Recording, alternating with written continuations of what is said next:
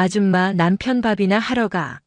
라며 비웃던 대대장 앞에 정복 입은 사성 장군으로 나타나 참교육하는 이야기입니다. 여러분은 어디서 무엇을 하고 계신가요? 영상 시청 이전에 구독과 좋아요 부탁드리겠습니다. 저희에게 큰 힘이 됩니다. 경기도 파주시 문산읍.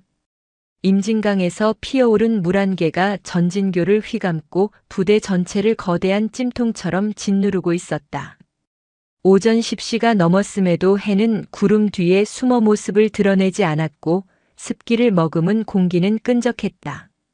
이곳은 대한민국 육군 제1보병사단 예하 마철곤 중령이 지휘하는 대대였다.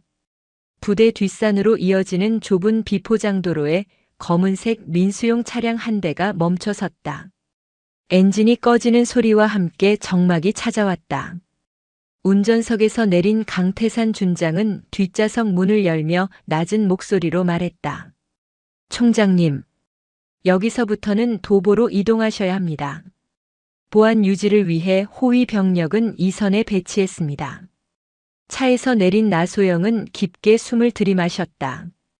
그녀의 폐부 깊숙이 축축한 흙내와 함께 알 수 없는 비릿함이 밀려들어왔다. 그녀는 화려한 장군의 정복 대신 낡아서 색이 바랜 회색 등산 조끼와 통이 넓은 검은색 바지를 입고 있었다. 머리에는 시장에서 흔히 볼 수 있는 책 넓은 선캡을 눌렀었다. 영락없는 동네 아줌마의 행색이었다. 나소영은 지팡이로 땅을 툭툭 치며 강태산을 바라보았다. 강 실장, 자네는 내가 왜 굳이 이 차림으로 여기에 왔는지 아직도 불만인가? 강태산은 곤란한 표정으로 고개를 숙였다. 불만이 아닙니다.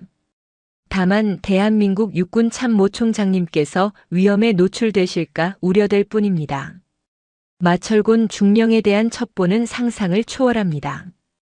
그는 군인이 아니라 제복을 입은 조폭이나 다름없습니다. 나소영의 눈빛이 차갑게 가라앉았다. 그래서 온 거야. 내 눈으로 확인하지 않고서는 믿을 수가 없어서 말이야.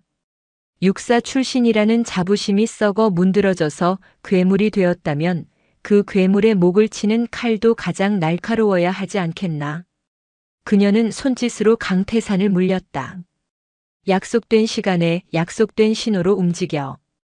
그 전까지 나는 그저 길 잃은 늙은 등산객일 뿐이네. 나소영은 홀로 산길을 오르기 시작했다. 민간인 출입 통제선 표지판이 보였지만 철조망은 곳곳이 녹슬어 구멍이 나 있었다. 경계 작전의 기본조차 지켜지지 않는 참담한 현실이었다. 그녀가 한숨을 쉬며 숲 안쪽으로 들어서려던 찰나였다. 숲을 너머에서 억눌린 신음이 들려왔다. 짐승의 울음소리가 아니었다. 그것은 명백히 사람이 고통을 참아내며 흘리는 비명이었다. 나소영은 인기척을 죽이고 소리가 나는 쪽으로 발걸음을 옮겼다. 우거진 잡목림 사이 다 쓰러져가는 폐초소 뒤편에 2명의 병사가 웅크리고 있었다. 한 병사는 바지를 걷어올린 채 쓰러져 있었고 다른 병사는 떨리는 손으로 물통에 물을 부어주고 있었다. 쓰러진 병사의 정강이는 피와 고름이 엉겨붙어 끔찍한 상태였다. 군화는 낡아서 밑창이 떨어져 나갔고 발목은 퉁퉁 부어올라 있었다. 하늘아, 조금만 참아. 소독약이 없어서 물로 씻는 거야. 태서가, 나 너무 아파. 진짜 다리가 잘릴 것 같아. 김하늘이라 불린 병사가 고통에 몸부림쳤다. 나소영은 더 이상 숨어서 지켜볼 수 없었다. 그녀가 나뭇가지를 밟으며 모습을 드러내자 병사들은 소스라치게 놀라며 뒤로 물러났다. 공포에 질린 눈동자였다. 마치 적군을 마주한 듯한, 아니 그보다 더 무서운 무언가를 본 듯한 눈빛이었다. 누구십니까? 물을 붓던 병사가 김하늘의 앞을 가로막으며 소리쳤다. 나소영은 지팡이를 내려놓고 두 손을 들어 보였다. 놀라게 해서 미안하네. 등산을 하다가 길을 잃었어. 소리가 들려서 와본 건데 많이 다친 모양이구나. 그녀는 배낭에서 구급 파우치를 꺼냈다. 그녀가 항상 가지고 다니는 비상용 키트였다. 병사들은 경계를 풀지 않았지만 나소영의 능숙한 손길을 거부하지 못했다. 그녀가 김하늘의 상처를 자세히 들여다보았을 때 그녀의 미간이 찌푸려졌다. 이건 단순히 넘어져서 생긴 상처가 아니야. 둔기로 여러 차례 맞은 것 같은데. 그것도 아주 좁고 딱딱한 것으로. 김하늘의 눈에서 닭똥 같은 눈물이 뚝뚝 떨어졌다. 골프채였습니다. 나소영의 손이 허공에서 멈췄다. 뭐라고 했나? 대대장님이 7번 아이언이 잘 안 맞는다면서 자세 교정용 샌드백이 필요하다고 하셨습니다. 제가 당번병이라 옆에 서 있었는데 자세가 나쁘다며 제 다리를. 김하늘은 말을 잇지 못하고 오열했다. 옆에 있던 태석이 분함을 이기지 못하고 덧붙였다. 하늘이가 걷지도 못하게 되니까 꾀병 부리지 말라며 산악구보를 시켰습니다. 그러다 쓰러진 겁니다. 의무대도 못 가게 하고 여기에 방치해뒀습니다. 죽으면 그냥 묻어버린다고 했습니다. 나소영의 가슴 속에서 뜨거운 불덩이가 치밀어 올랐다. 이것은 군대가 아니었다. 지옥이었다. 그녀는 떨리는 손으로 김하늘의 다리에 붕대를 감아주며 나지막이 말했다. 미안하다. 정말 미안하다. 어른들이 못나서 너희가 이런 고통을 겪는구나. 그녀는 붕대 매듭을 지으며 결심했다. 오늘 이 산에서 누군가는 반드시 죽어서 나가야 할 것이다. 사회적 생명이든 군인으로서의 명예든 그녀는 마철곤을 철저히 파괴하기로 마음먹었다. 내가 길을 좀 잘못 든 것 같은데 대대장실이 있는 본청으로 가려면 어디로 가야 하나? 김하늘이 기겁하며 나소영의 옷자락을 잡았다. 아줌마. 절대 안 됩니다. 거기 가면 죽습니다. 대대장님 지금 기분이 최악이에요. 민간인이 들어온 거 알면 저희까지 다 죽입니다. 제발 그냥 돌아가세요. 나소영은 김하늘의 손을 따뜻하게 감싸 쥐었다. 거칠고 굳은 살 박인 병사의 손이었다. 걱정 말거라. 내 아들을 면회하러 왔다고 할 테니. 그리고 내가 약속하마. 다시는 그 누구도 너희를 때리지 못하게 만들겠다고. 나소영의 눈빛에는 거부할 수 없는 힘이 서려 있었다. 병사들은 홀린 듯 그녀를 부대 후문 쪽 개구멍으로 안내했다. 대대 연병장은 군사훈련장이 아니라 거대한 유흥업소 같았다. 연병장 중앙에는 군용 텐트 대신 화려한 몽골식 게르 텐트가 쳐져 있었고 그 앞에는 최고급 바비큐 그릴에서 고기가 구워지고 있었다. 연기는 자욱했고 스피커에서는 최신 가요가 쿵짝거리며 흘러나왔다. 반면 연병장 트랙에는 수십 명의 병사가 완전 군장 상태로 흙먼지를 뒤집어 쓴 채 달리고 있었다.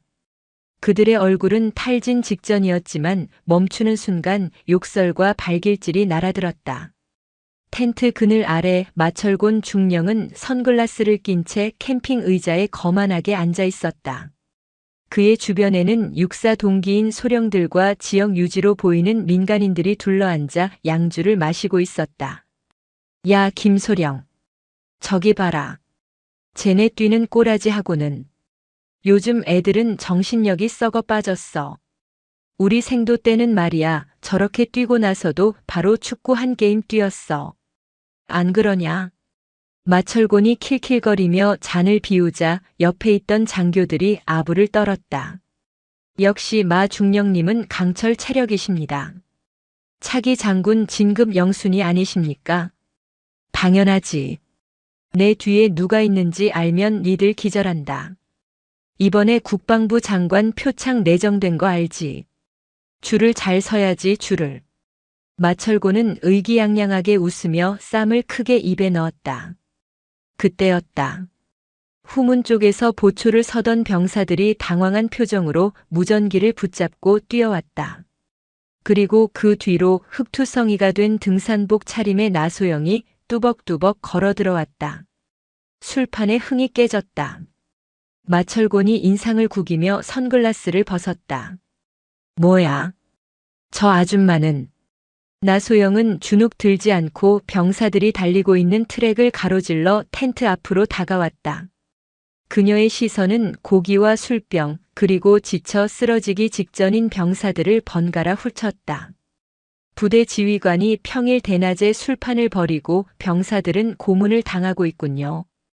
여기가 대한민국 군대입니까? 아니면 당신 개인 별장입니까? 나소영의 일갈에 좌중이 얼어붙었다. 마철곤은 기가 막힌다는 듯 헛웃음을 터뜨리며 자리에서 일어났다. 그는 비틀거리며 나소영의 코앞까지 다가왔다. 술 냄새가 확 풍겼다. 이 여편네가 미쳤나? 야, 위병소. 이 아줌마 어떻게 들어왔어? 근무 안 서. 그게 산에서 길을 잃으셨다고. 병사가 우물쭈물하자 마철곤은 병사의 조인트를 사정없이 걷어찼다. 퍽 소리와 함께 병사가 쓰러졌다. 나소영의 눈썹이 꿈틀했다. 병사에게 손대지 마라. 마철곤은 나소영을 향해 고개를 획 돌렸다. 뭐? 손대지 마. 아줌마가 뭔데 명령질이야. 너 내가 누군지 알아. 육사 52기 마철곤 중령이야. 어디서 굴러먹던 뼈다귀인지는 몰라도 오늘 제삿날인 줄 알아라. 그는 테이블 위에 있던 생수통을 집어들어 나소영의 머리에 부어버렸다. 차가운 물이 나소영의 선캡을 타고 얼굴로 흘러내렸다. 옷이 젖고 모양새가 초라해졌지만 나소영은 눈 하나 깜짝하지 않았다. 오히려 그녀의 눈빛은 더욱 서늘하게 빛났다. 물은 시원하군. 그런데 자네의 그 잘난 육사 교육 과정에는 어머니 뻘 되는 민간인에게 물을 뿌리고 욕을 하라고 되어 있던가. 마철곤은 나소영의 태어남에 오히려 화가 치밀었다. 그는 나소영의 멱살을 잡으려 손을 뻗었다. 어머니. 웃기고 자빠졌네. 내 어머니는 대치동 사모님이시고 너 같은 시장통 아줌마랑은 차원이 달라. 니년이 뭘 안다고 떠들어. 남편 밥이나 차려줄 것이지. 꼴의 여자라고 훈계질이야. 그는 침을 뱉듯이 말을 이었다. 여자가 군대에 대해서 뭘 알아. 집에서 애나 보고 드라마나 볼 것이지. 재수없게 부대에 여자가 들어와서 부정이 타잖아. 야, 소금 가져와. 소금 뿌려. 주변의 장교들이 낄낄거리며 비웃었다. 중령님, 그냥 경찰 부르시죠. 치매 걸린 노인네 같습니다. 아니야, 심심한데 잘 됐잖아. 이 아줌마 오리 걸음 좀 시켜볼까? 정신 교육 좀 시켜줘. 마철곤은 음흉한 미소를 지으며 나소영의 어깨를 툭툭 쳤다. 들었지, 아줌마. 여기서 나가고 싶으면 기어서 나가. 오리 걸음으로 저기 정문까지 가면 봐줄게. 아니면 여기서 우리 술 시중이나 들든가. 나소영은 젖은 얼굴을 닦지도 않은 채 주머니에서 휴대폰을 꺼냈다. 기회를 주지. 지금이라도 무릎 꿇고 저 병사들에게 사죄해라. 그리고 스스로 헌병대에 신고해라. 그러면 정상 참작은 해주겠다. 마철곤은 배를 잡고 폭소했다. 으하하. 정상 참작. 아줌마, 드라마를 너무 많이 봤어. 여기가 법원이야. 네가 판사야. 웃기지 말고 전화기 내놔. 그가 휴대폰을 뺏으려 하자 나소영은 재빨리 통화 버튼을 누르고 스피커폰을 켰다. 들리지? 지금 진입해. 전원 체포다. 뭐? 진입. 누구한테 전화하는 거야? 중국집 배달시키냐?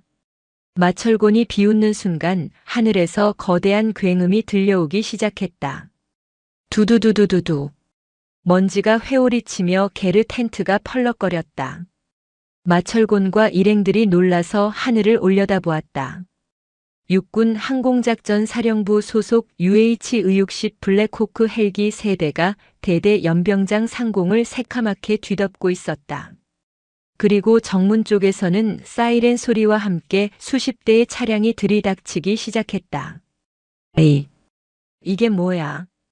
무슨 일이야? 마철곤은 당황하여 뒷걸음질 쳤다. 헬기에서 레페를 타고 검은색 대테러복을 입은 특임대원들이 연병장으로 쏟아져 내려왔다. 그들은 순식간에 술판을 벌이던 장교들을 포위하고 총구를 겨눴다. 전원 동작 그만. 손 머리 위로 올려. 움직이면 발포한다. 동시에 정문을 박살내듯 밀고 들어온 것은 국방부 합동수사단과 육군본부 헌병대의 차량 행렬이었다. 그 선두에는 별 2개가 달린 성판을 단 지프가 있었고 그 뒤로 별 하나가 달린 세단이 따르고 있었다. 차량들이 나소영과 마철곤 사이를 가로막으며 멈춰 섰다. 차에서 내린 강태산 준장이 흙먼지를 헤치고 달려와 나소영 앞에 부동자세로 섰다. 그는 나소영의 젖은 옷을 보고 얼굴이 창백해졌다. 총장님, 괜찮으십니까? 늦어서 죄송합니다. 강태산의 우렁찬 목소리가 연병장에 쩌렁쩌렁 울렸다. 총장. 마철곤의 눈동자가 지진이라도 난 듯 흔들렸다. 그는 자신의 귀를 의심했다. 방금 저 별 하나짜리 장군이 이 물에 젖은 아줌마에게 뭐라고 불렀는가. 강태산은 뒷좌석에서 가져온 정복 상의와 정모를 나소영에게 공손히 건넸다. 나소영은 젖은 등산 조끼를 벗어던지고 국방색 셔츠 위에 정복 상의를 걸쳤다.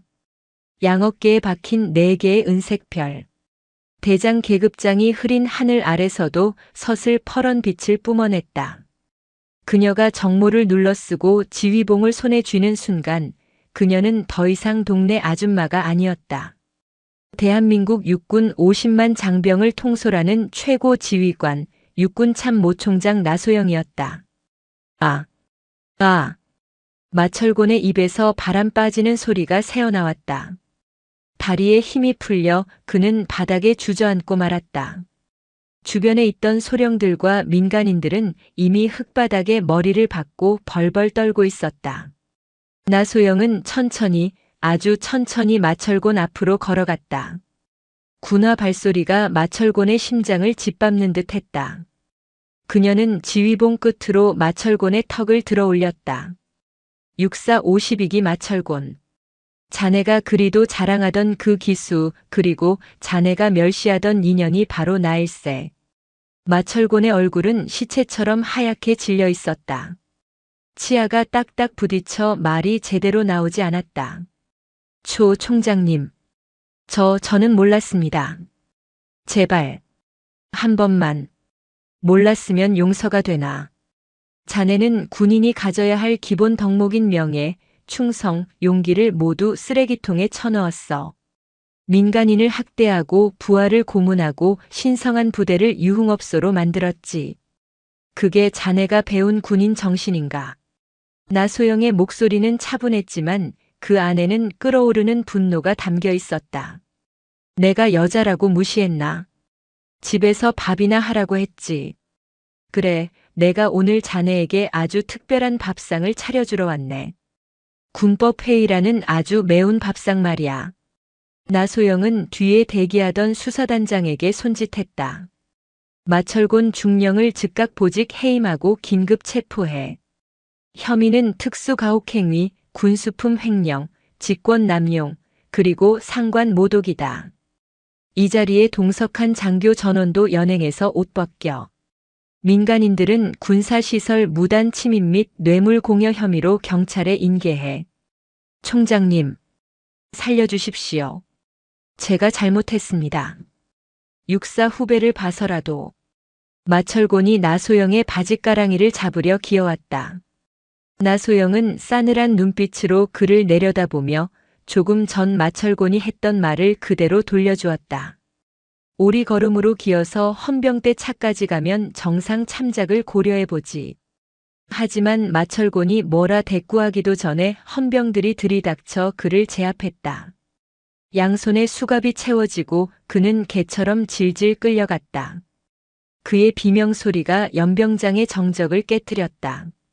상황이 정리되자 나소영은 연병장 구석에서 이 모든 광경을 지켜보고 있던 병사들에게로 시선을 돌렸다. 김하늘 상병과 태석 그리고 억지로 구보를 하던 병사들이 너클 잃은 채 서 있었다. 나소영은 지휘봉을 강태산에게 넘기고 병사들에게 다가갔다. 장군의 위험을 잠시 내려놓고 그녀는 다시 따뜻한 어머니의 눈빛으로 돌아와 있었다. 그녀는 절뚝거리는 김하늘의 손을 잡았다. 많이 놀랐지. 약속 지키러 왔다. 김하늘의 눈에서 참았던 눈물이 터져 나왔다.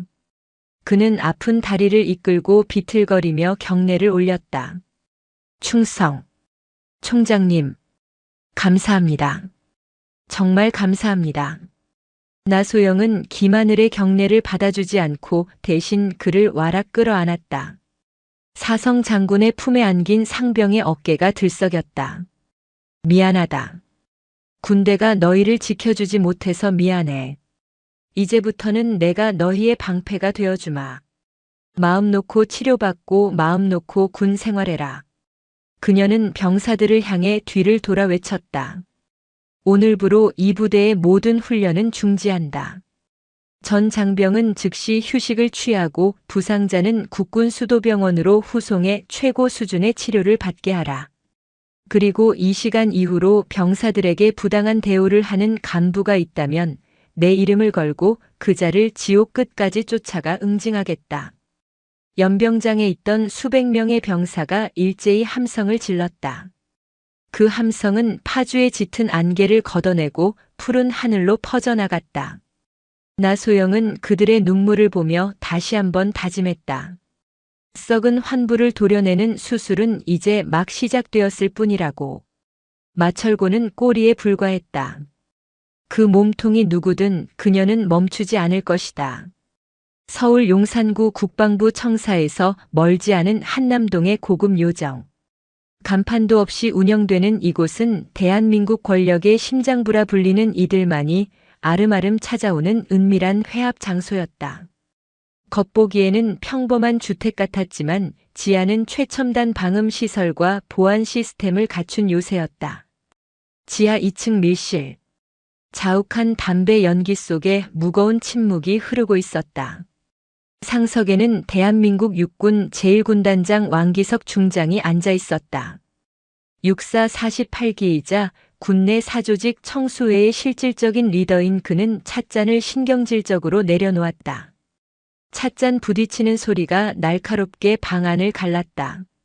마철곤 그 멍청한 놈 하나 때문에 우리가 이 밤중에 모여야 합니까? 왕기석의 목소리에는 짜증이 가득 묻어 있었다. 그의 맞은편에는 국방부 군수관리관 박성훈 소장이 식은땀을 흘리며 앉아 있었다. 죄송합니다, 군단장님. 마 중령이 그렇게 허술하게 당할 줄은 몰랐습니다. 나소영 총장이 직접 파주까지 암행을 나갈 줄 누가 알았겠습니까? 왕기석은 혀를 찼다. 나소영. 그 여우 같은 여자가 총장이 됐을 때부터 알아봤어. 여자가 감투를 쓰면 집안이 망한다더니 군대를 아주 쑥대밭으로 만들고 있어. 그는 품에서 서류 봉투 하나를 꺼내 테이블 위에 던졌다. 마철곤이 입을 열면 우리 청수의 명단이 나오는 건 시간 문제야. 그놈이 관리하던 비자금 장부가 나소영 손에 들어가기 전에 선수를 쳐야 해. 어떻게 하시겠습니까? 지금 총장의 기세가 등등합니다. 여론도 완전히 그녀 편입니다. 왕기석의 눈이 뱀처럼 가늘어졌다. 그는 입가에 비릿한 미소를 머금었다. 여론은 바람 같은 거야. 방향만 바꿔주면 금방 뒤집히지. 다음 주에 포천 승진 훈련장에서 역대 최대 규모의 한미연합 화력 시범이 있다. 나소영이 직접 주관하는 첫 대규모 훈련이지. 박성훈 소장이 눈을 동그랗게 떴다. 설마 훈련장에서 사고라도 내시려는 겁니까? 그건 너무 위험합니다. 미군도 참관하는데. 사고가 아니라 실패를 만드는 거야. 여자가 지휘하니까 통신이 엉망이고 장비가 고장나고 작전이 꼬인다는 걸 보여주는 거지. 특히 이번 훈련의 선봉은 나소영이 야심차게 창설한 제7기동군단 예하여군 혼성기계화 대대라며. 왕기석은 잔인하게 웃었다. 그 계집애들이 탱크를 몰고 진흙탕에 처박히는 꼴을 전 국민에게 생중계해 주는 거야. 그러면 나소영의 능력 중심 개혁은 웃음거리가 되고 탄핵 여론이 들끓을 거다. 그는 박성훈을 노려보며 낮게 으르렁거렸다. 자네가 군수 라인을 꽉 잡고 있지. 탱크 연료 필터 그리고 통신 장비 부품. 아주 미세하게 불량이 난 것들로 바꿔치기 해. 티 안 나게. 훈련 당일에만 작동이 멈추게 말이야. 박성훈은 침을 꿀꺽 삼키며 고개를 끄덕였다. 한편 같은 시각 육군본부 총장 집무실. 새벽 2시가 넘었지만 불은 꺼지지 않았다. 나소영은 마철곤의 집무실에서 압수한 비밀 금고의 내용물을 검토하고 있었다. 그녀의 곁에는 강태산 준장이 그림자처럼 서 있었다. 총장님, 마철곤의 장부는 암호화되어 있습니다. 하지만 자금 흐름을 추적해 본 결과 꼬리가 잡혔습니다. 제1군단장 왕기석 중장입니다. 나소영은 안경을 벗고 눈시울을 꾹 눌렀다. 왕기석. 역시 그자가 몸통이었군. 군단장이라는 자가 부하들의 피를 빨아 자신의 배를 채우고 있었어. 지금 당장 수사단을 파견하시겠습니까? 나소영은 고개를 저었다. 그녀의 눈빛은 냉철했다. 아니, 지금 치면 꼬리 자르기로 빠져나갈 거야. 왕기석은 교활한 뱀이야. 결정적인 증거를 잡으려면 그가 스스로 동리를 드러내게 만들어야 해. 그녀는 창밖의 어둠을 응시하며 말했다. 다음 주 화력 시범. 놈들은 분명히 움직일 거야. 내가 가장 공을 들이는 무대니까. 내 명예를 실추시키기 위해 무슨 짓이든 하겠지. 나소영은 책상 위에 놓인 체스판에 말을 옮겼다. 폼폰이 퀸퀸의 앞을 막아서는 형국이었다. 강 실장. 정비 대대장 조용히 불러. 그리고 7군단 여군 대대장에게도 전해. 덫을 놓을 준비를 하라고. 경기도 포천시 승진과학화 훈련장. 거대한 훈련장은 긴장감으로 팽팽했다. 관람석에는 국회의원, 군 원로, 그리고 수많은 취재진이 가득 차 있었다.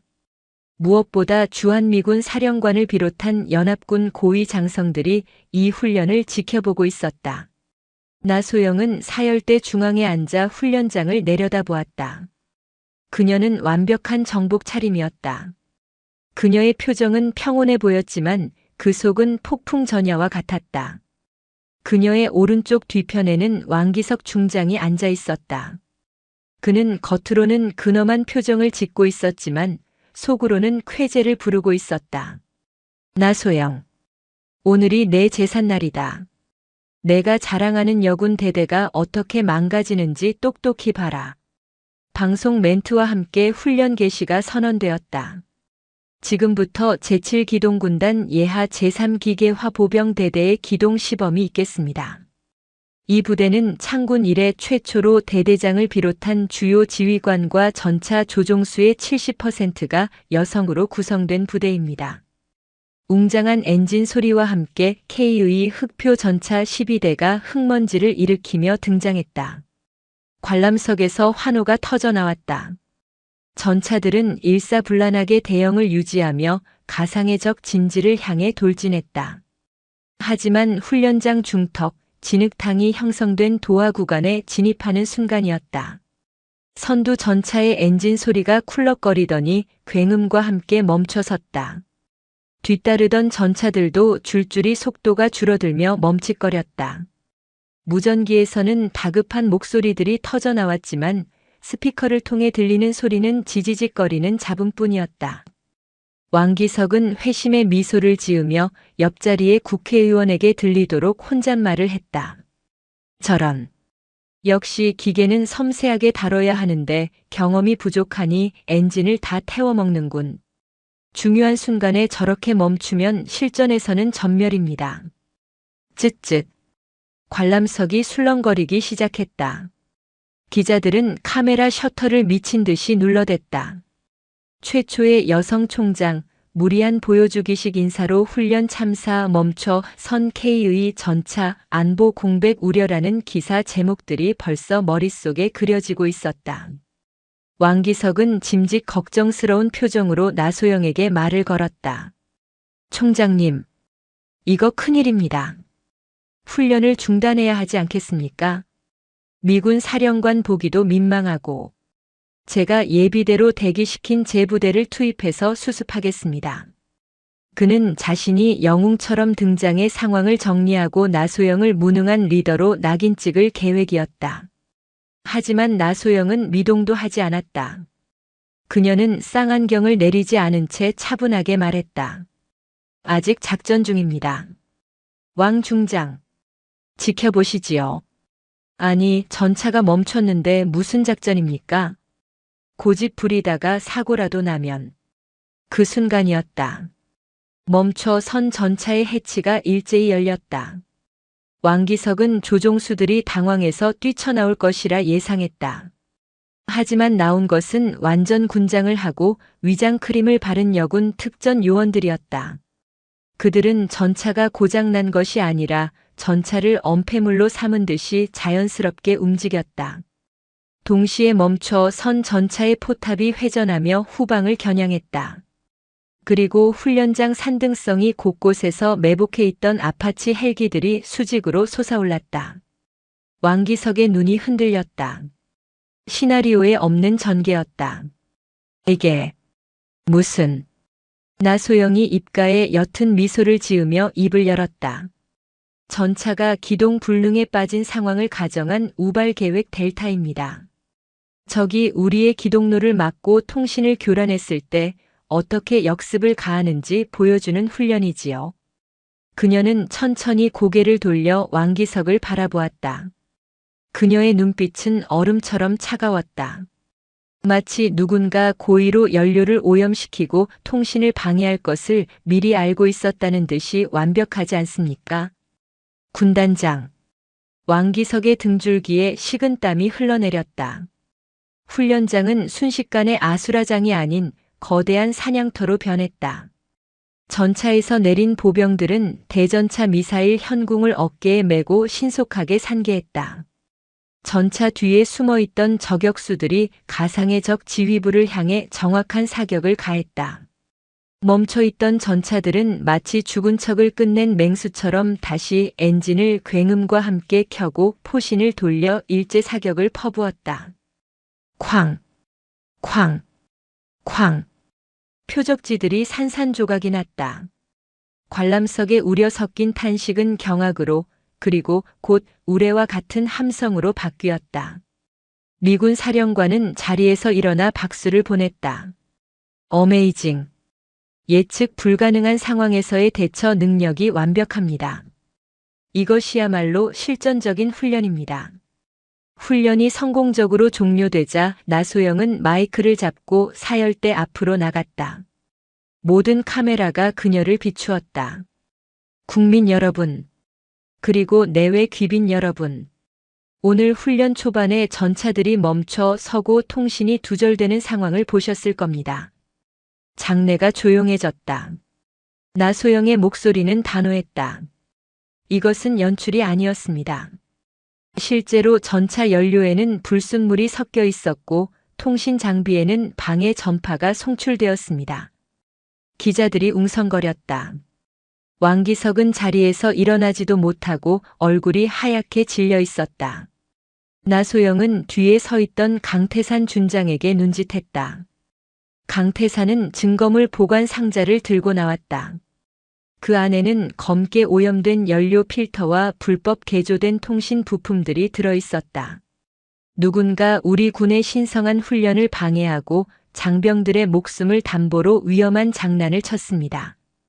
그 목적은 저 나소영 개인을 공격하기 위함이었겠지만 그 결과는 국가 안보를 위협하는 반역 행위가 되었습니다. 나소영은 왕기석이 있는 쪽으로 몸을 돌렸다. 왕기석 중장, 묻겠습니다. 제1군단 군수처 창고에서 발견된 이 불량 부품들이 왜 오늘 훈련 장비에 장착되어 있었습니까? 모든 시선이 왕기석에게 꽂혔다. 카메라 플래시가 번개처럼 터졌다. 왕기석은 벌떡 일어나 소리쳤다. 이건 음모입니다. 총장님이 저를 모함하기 위해 꾸민 자작극입니다. 제가 누군지 아십니까? 저는 육사. 그놈의 육사 타령 좀 그만하게. 나소영이 말을 끊고 사자후를 토해냈다. 자네가 육사 출신이라는 게 부끄럽지도 않나. 자네의 그 더러운 욕심 때문에 오늘 저 전차 안에 있던 병사들은 죽을 수도 있었어. 전우의 등에 칼을 꽂는 자가 무슨 군인인가. 자네는 그냥 제복 입은 범죄자일 뿐이야. 그때 헌병 수사관들이 사열대로 들이닥쳤다. 그들의 손에는 왕기석과 박성훈 소장에 대한 체포영장이 들려 있었다. 왕기석 중장, 박성훈 소장. 군형법상 이적 행위, 군수품 횡령, 그리고 살인 미수교사 혐의로 긴급 체포합니다.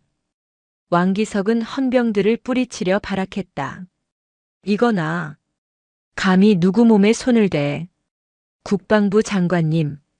장관님, 이건 아니지 않습니까? 하지만 귀빈석에 앉아있던 국방부 장관은 싸늘하게 고개를 돌려버렸다. 이미 나소영에게 모든 보고를 받고 승인한 작전이었다.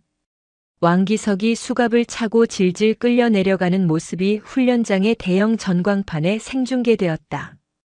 그가 그토록 망신 주고 싶어 했던 여군들의 실패 대신 자신의 추악한 몰락이 전 국민에게 중계되는 순간이었다. 나소영은 다시 마이크를 잡았다. 저는 오늘 약속합니다.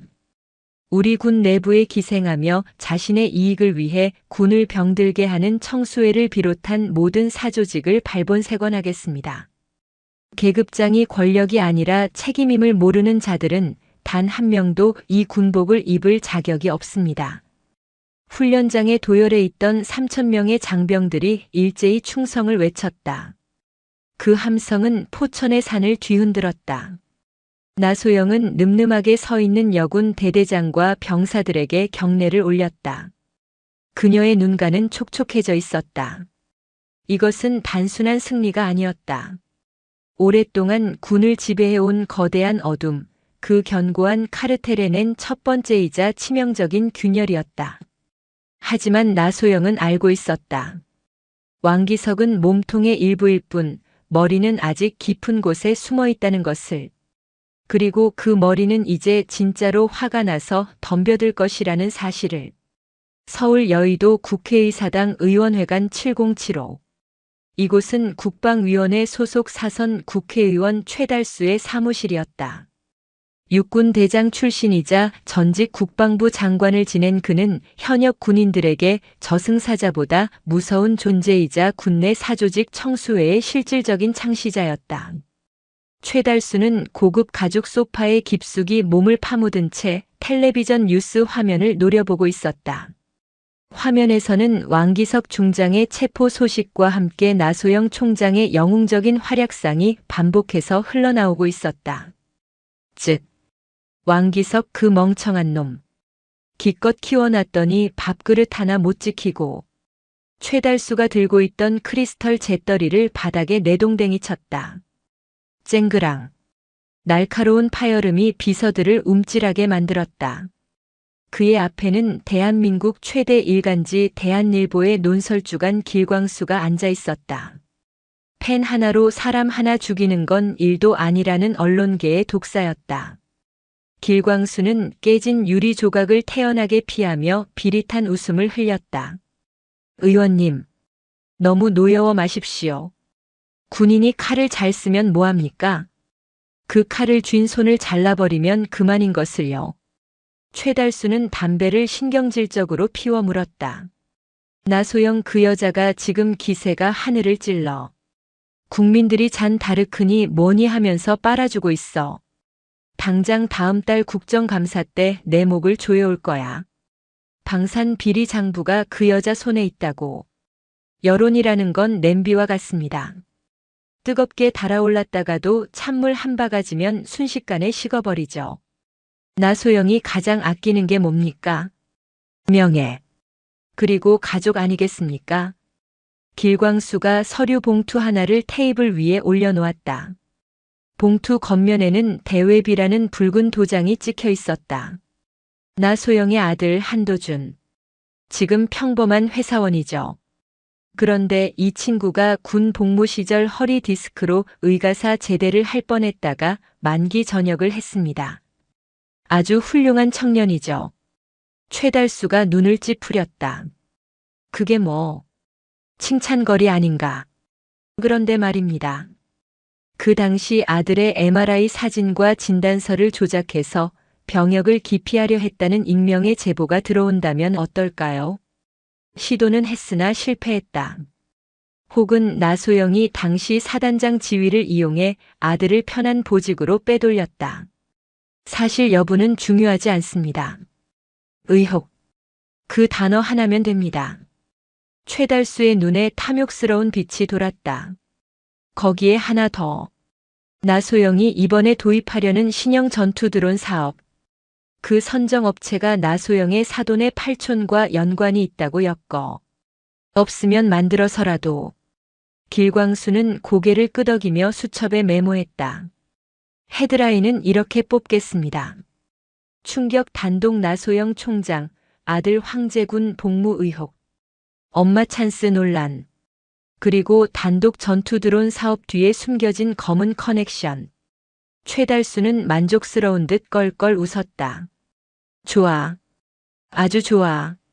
내일 조간신문 일면을 도배해. 인터넷 댓글 부대도 총동원하고. 나소영을 군인이 아니라 파렴치한 비리 아줌마로 만들어버려. 옷을 벗는 게 아니라 감옥에 가게 만들어주지. 그날 밤 여의도의 화려한 불빛 아래서 뱀과 독사가 축배를 들고 있을 때 육군본부 관사에서 나소영은 홀로 낡은 전투화를 닦고 있었다. 그녀는 알지 못했다. 내일 아침 자신의 목을 조여올 거대한 올가미가 이미 던져졌다는 것을. 다음 날 아침 대한민국은 발칵 뒤집혔다. 대한일보 일면 톱 기사는 나소영의 얼굴에 모자이크를 씌운 사진과 함께 자극적인 제목으로 도배되었다. 인터넷 포털 사이트 검색어 순위는 나소영 아들, 나소영 비리, 나소영 사퇴가 장악했다. 육군본부 정문 앞은 아수라장이었다. 어제까지만 해도 나소영을 응원하던 시민들은 사라지고 최달수가 사주한 보수단체 회원들과 유튜버들이 몰려와 확성기를 틀고 욕설을 퍼붓고 있었다. 비리 총장 나소영은 물러가라. 아들 군대 꿀 보직, 엄마는 방산 비리. 부끄럽지도 않냐. 집무실 창가에서 이 광경을 내려다보는 나소영의 얼굴은 창백했다. 그녀의 손에는 신문이 들려 있었다. 기사 내용은 교묘했다. 99%의 거짓에 1%의 왜곡된 사실을 섞어 반박하기 어렵게 만들어 놓았다. 강태산 준장이 붉게 충혈된 눈으로 들어왔다. 총장님, 검찰에서 압수수색 영장을 청구했답니다. 국방부 감사관실에서도 특별감사를 시작하겠다고 통보해 왔습니다. 이건 명백한 표적 수사입니다. 나소영은 입술을 깨물었다. 자신의 명예가 더러워지는 건 참을 수 있었다.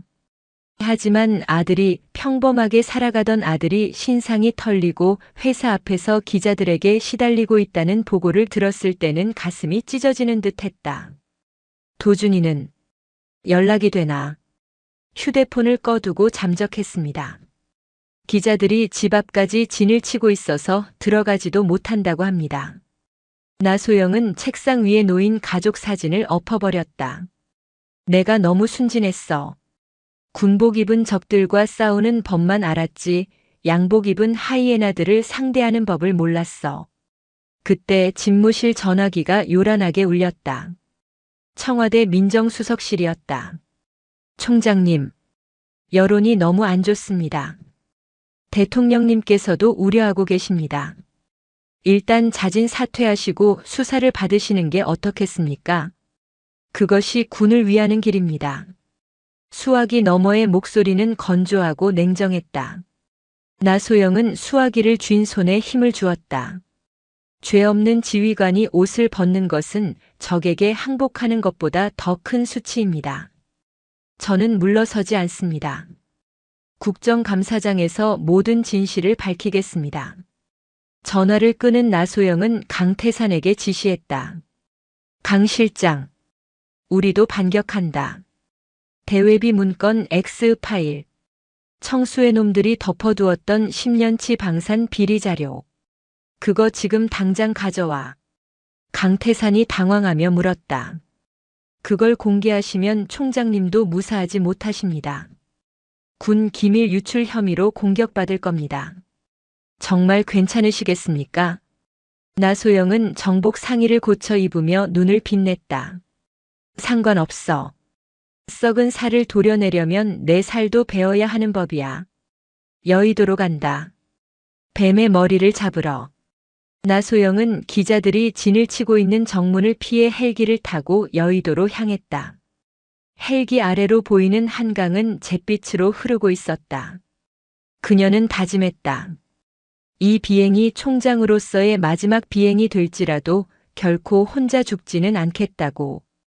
국회 국방위원회 국정감사장. 수백 대의 카메라와 조명이 증인석을 비추고 있었다. 공기는 팽팽한 긴장감으로 터질 듯 했다. 증인석 중앙에 앉은 나소영은 쏟아지는 플래시 세례에도 눈 하나 깜짝하지 않고 정면을 응시하고 있었다. 그 맞은편 감사위원장석에 앉은 최달수는 승리감에 도취된 표정으로 마이크를 잡았다. 증인 나소영. 국민들이 지켜보고 있습니다. 아들의 병역 특혜 의혹, 그리고 신형 드론 사업업체 선정 과정에서의 뇌물수수 의혹. 인정합니까? 나소영은 마이크를 가까이 대고 또렷하게 답했다. 인정하지 않습니다. 그것은 조작된 허위 사실입니다. 최달수가 책상을 쾅 치며 고함을 질렀다. 조작. 증거가 차고 넘치는데 조작이라니. 여기 대한일보 기사 안 보입니까? 수많은 제보자가 증언하고 있어요. 당신 아들이 허리가 아프다며 훈련을 열외하고 PX에서 냉동 만두나 돌려 먹었다는 증언이 나왔단 말입니다. 방청석에서 야유와 조소가 터져 나왔다. 최달수는 기세를 몰아 소리쳤다. 당신 같은 부도덕한 사람이 총장 자리에 있으니 군 기강이 무너지는 거야. 당장 사퇴하고 국민 앞에 석고대죄해. 안 그러면 내가 널 법정에 세워서 콩밥을 먹여주겠어. 나소영은 차가운 눈으로 최달수를 쏘아보았다. 의원님, 말씀 다 하셨습니까? 뭐? 너 지금 태도가 그게 뭐야? 나소영은 품에서 두툼한 서류 뭉치를 꺼냈다. 그리고 그것을 머리 위로 높이 들어 올렸다. 의원님께서 말씀하신 그 증거라는 것들, 출처가 어디입니까? 저는 오늘 이 자리에서 진짜 증거가 무엇인지 보여드리겠습니다. 나소영은 서류를 펴서 읽어내려갔다. 여기 있는 자료는 지난 10년간 우리 군이 도입한 공격용 헬기, 장갑차, 그리고 개인 방탄복 납품 계약서 원본입니다. 그리고 이 계약서 뒷장에 적힌 리베이트 장부입니다. 장내에 침묵이 흘렀다. 최달수의 얼굴이 순식간에 굳어졌다. 이 장부에 따르면 불량 방탄복을 납품한 업체로부터 매달 5천만 원씩 총 60억 원을 받아 챙긴 사람이 있습니다. 그 돈은 차명 계좌를 통해 세탁되었고 일부는 언론사 간부들에게 광고비 명목으로 흘러들어갔습니다. 나소영은 시선을 최달수에게 고정했다. 그 차명 계좌의 실소유주. 초록소나무. 바로 최달수 의원님 당신 아닙니까? 국감장이 발칵 뒤집혔다. 기자들이 미친 듯이 타자를 두드리기 시작했다. 최달수는 얼굴이 불그락푸르락해져서 소리쳤다. 이 여자가 미쳤나? 어디서 가짜 뉴스를 가져와서 신성한 국감장에서 떠들어. 퇴장시켜. 당장 끌어내. 하지만 나소영은 멈추지 않았다. 그리고 제 아들에 대한 제보자라고 했던 김모 씨. 그 사람은 최달수 의원님의 선거 캠프에서 일했던 알바생이라는 사실을 확인했습니다. 녹취록이 여기 있습니다. 강태산 준장이 국감장 대형 스크린에 녹취 파일을 재생했다. 그냥 시키는 대로 했어요. 최 의원 보좌관이 돈 주면서 나소영 아들 본 적 있다고 거짓말하라고 해서. 죄송합니다. 스크린에 뜬 통장 입금 내역과 녹취록은 빼도 박도 못할 증거였다. 최달수는 다리에 힘이 풀려 의자에 주저앉았다. 그는 생방송 카메라가 돌아가고 있다는 사실도 잊은 채 중얼거렸다. 저거 꺼. 방송 꺼. 야. 뭐해. 나소영은 자리에서 일어나 우렁차게 외쳤다. 국민 여러분. 저는 제 아들에게 부끄러운 어머니가 되지 않기 위해, 그리고 제 부하들에게 비겁한 지휘관이 되지 않기 위해 이 자리에 섰습니다. 진짜 도둑은 제가 아니라 안보를 팔아 자신의 배를 채운 저 금배지들입니다. 그녀는 떨리는 손으로 자신의 견장, 별 4개를 어루만졌다. 저는 오늘부로 육군 참모총장직을 걸고 이 거대한 부패 카르텔과 전면전을 선포합니다. 최달수 의원 그리고 그와 결탁한 방산 비리 연루자 전원을 군 검찰과 특검에 고발합니다. 국감장은 아수라장이 되었다.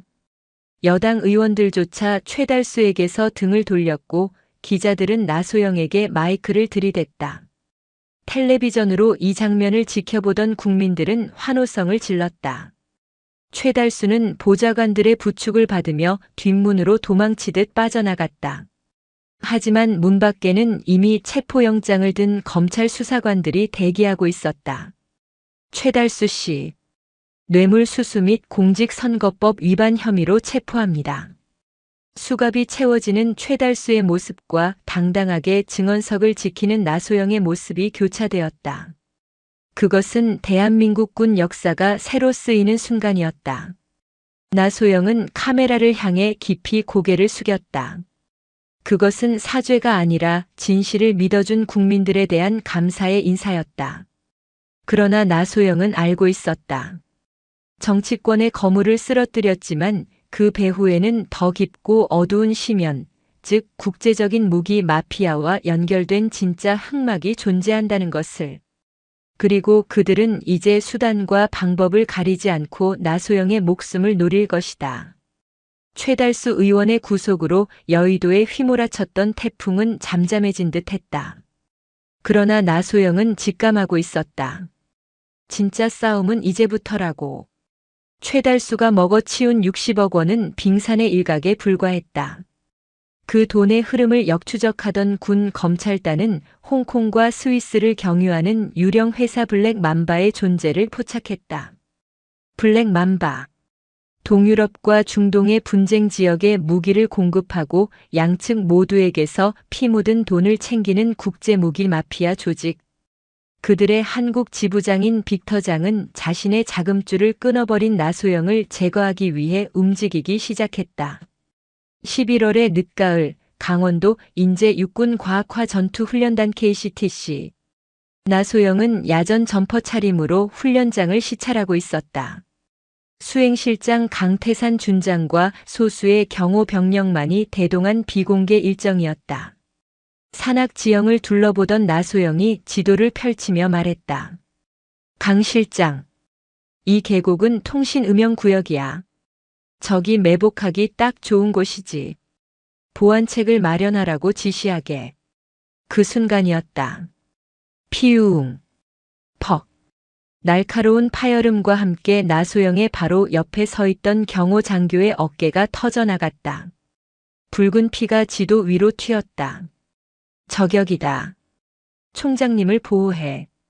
강태산이 비명을 지르며 나소영을 밀쳐 땅으로 쓰러뜨렸다. 동시에 사방에서 총성이 빗발쳤다. 타타탕. 타탕. 훈련용 공포탄이 아니었다. 실탄이었다. 숲속에서 검은 전투복의 복면을 쓴 괴한 10여 명이 튀어나왔다. 그들의 움직임은 정규군보다 빠르고 전문적이었다. 강태산이 나소영을 감싸다가 허벅지에 관통상을 입고 쓰러졌다. 경호 병력들이 응사했지만 적들은 연막탄을 터뜨리며 포위망을 좁혀왔다. 나소영은 바위 뒤에 몸을 숨긴 채 피 흘리는 강태산의 지혈을 시도했다. 그녀의 손은 떨리지 않았다. 강 실장, 정신 차려.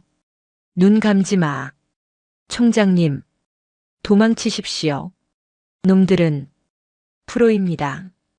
괴한들의 리더가 무전기로 명령하는 소리가 들렸다. 한국말이었지만 억양이 낯설었다. 타깃 확인. 생포할 필요 없다. 머리를 날려버려. 나소영은 죽은 경호 장교의 허리춤에서 KO 권총을 뽑아들었다. 그녀의 눈빛이 매섭게 변했다. 40년 전 임관식 때 맹세했던 군인으로서의 본능이 깨어났다. 감히 내 부하들을 건드려. 내 구역에서. 나소영은 연막 속으로 뛰어들었다. 탕, 탕. 두 발의 총성이 울리고 접근하던 괴한 두 명이 비명도 지르지 못하고 쓰러졌다. 백발백 중이었다. 하지만 적의 숫자가 너무 많았다.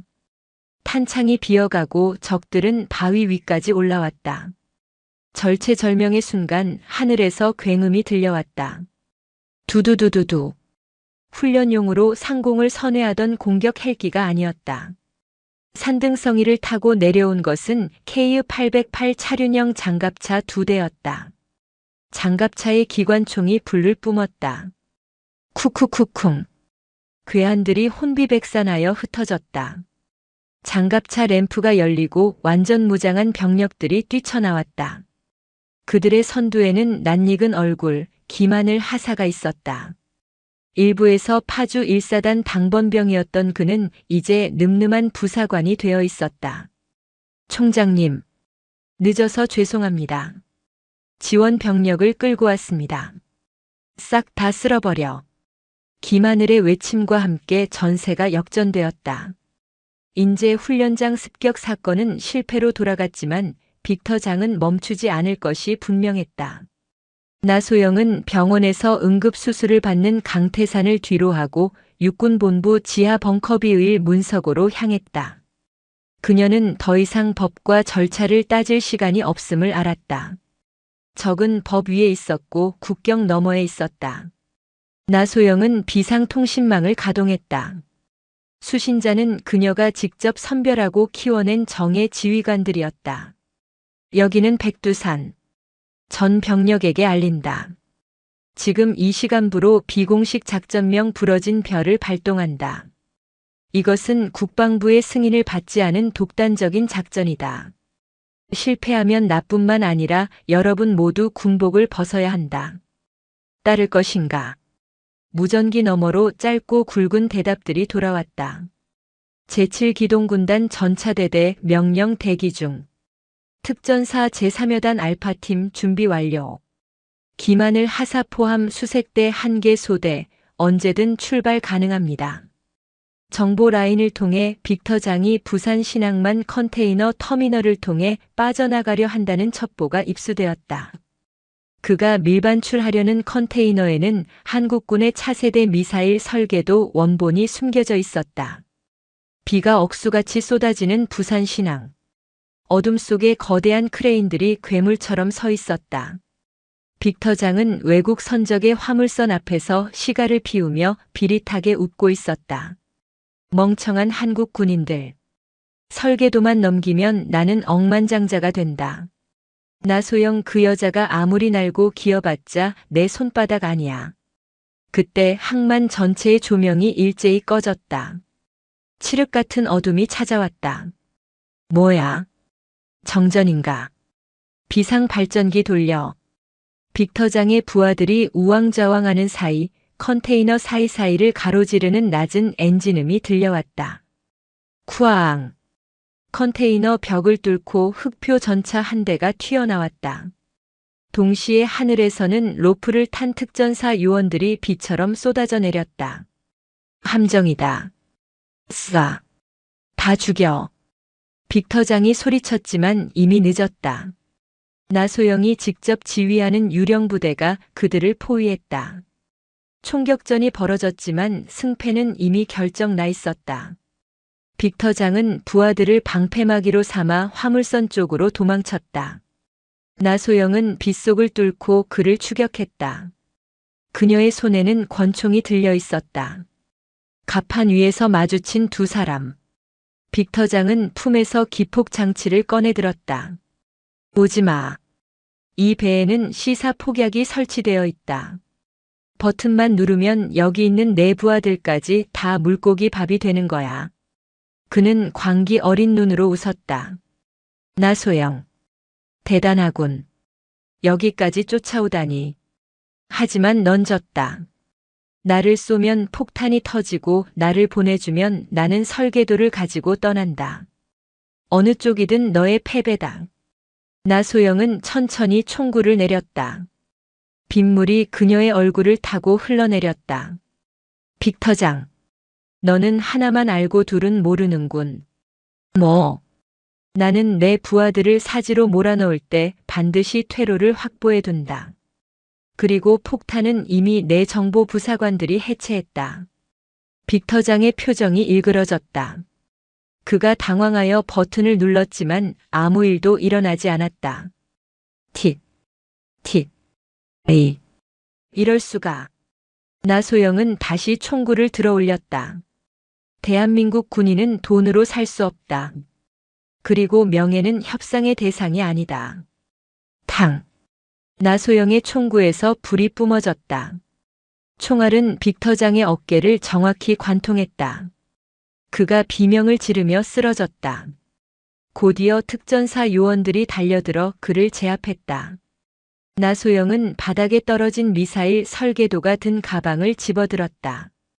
그녀는 비에 젖은 채 거친 숨을 몰아쉬며 무전기를 켰다. 여기는 백두산. 작전 완료. 상황 종료한다. 전원 무사 귀환하라.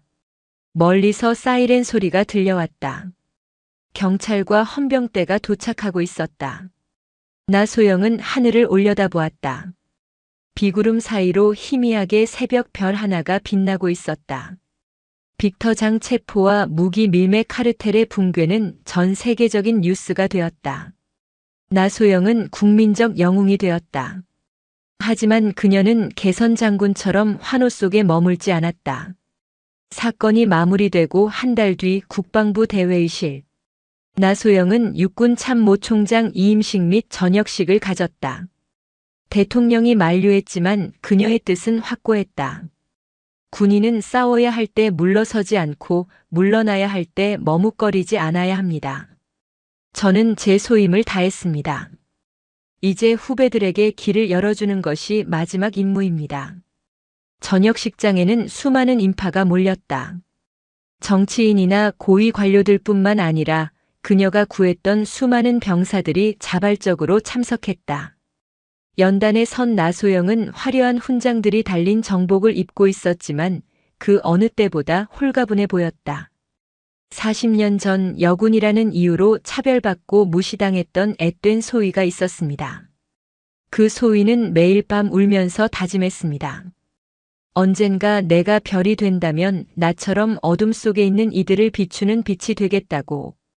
그녀는 잠시 말을 멈추고 장내를 둘러보았다. 하지만 깨달았습니다. 별은 혼자서 빛날 수 없다는 것을. 여러분이라는 밤하늘이 있었기에 제가 빛날 수 있었습니다. 저의 별은 이제 지지만 대한민국 국군이라는 은하수는 영원히 빛날 것입니다. 그녀가 연설을 마치고 내려오자 휠체어를 탄 강태산 장군 회복 중이 눈물을 흘리며 경례를 했다. 그리고 그 뒤로 김하늘 중사가 우렁찬 목소리로 선창했다. 전체 차렷.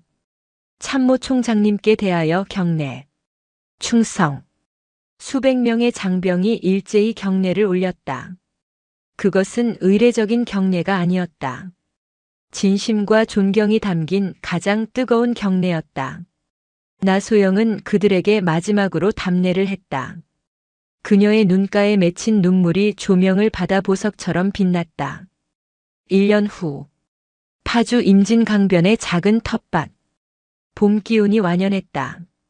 편안한 몸빼 바지에 책 넓은 모자를 쓴 중년 여성이 밭에서 상추를 뜯고 있었다. 나소영이었다. 그녀의 곁에는 아들 도준과 며느리, 그리고 갓 태어난 손녀가 돗자리를 펴고 앉아 있었다. 어머니, 그만하고 와서 새참 드세요. 그래, 알았다. 요 녀석들 아주 싱싱하게 잘 자랐네. 나소영이 흙 묻은 손을 털며 다가왔다.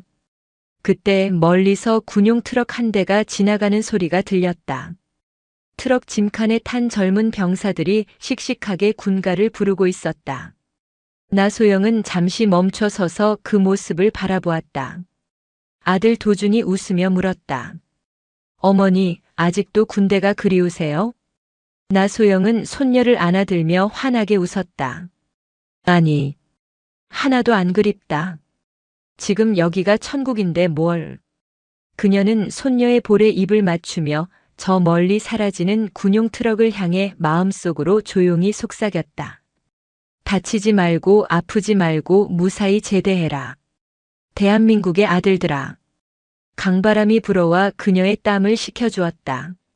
사성 장군 나소영의 전쟁은 끝났다. 하지만 그녀가 뿌린 씨앗들은 이제 막 싹을 틔워 단단하고 푸른 숲을 이루고 있었다. 이야기는 끝이 났지만 전설은 영원히 흐르는 임진강 물결처럼 계속될 것이다. 오늘도 시청해주셔서 감사합니다.